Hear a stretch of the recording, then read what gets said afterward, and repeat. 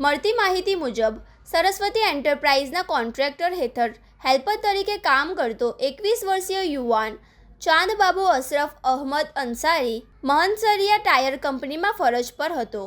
તે finish goods store 1માં ફોર્કલિફ્ટ machine લઈને plate લેવા માટે જઈ રહ્યો હતો.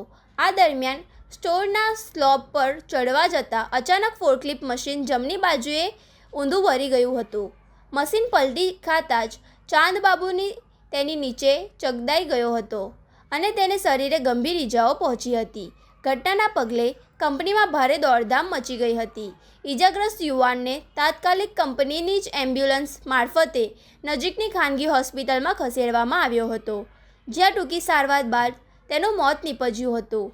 આ કમનસીબની ઘટના અંગે કંપનીના HR મેનેજર મેહુલકુમાર પ્રવીણકુમાર વેદ દ્વારા પાનોલી પોલીસ મથકે સત્તાવાર ફરિયાદ નોંધાવવામાં આવી છે. પાનોલી પોલીસે આ મામલે ગુનો નોંધી અકસ્માત મોત અંગે આગળની કાયદેસરની કાર્યવાહી હાથ ધરી છે.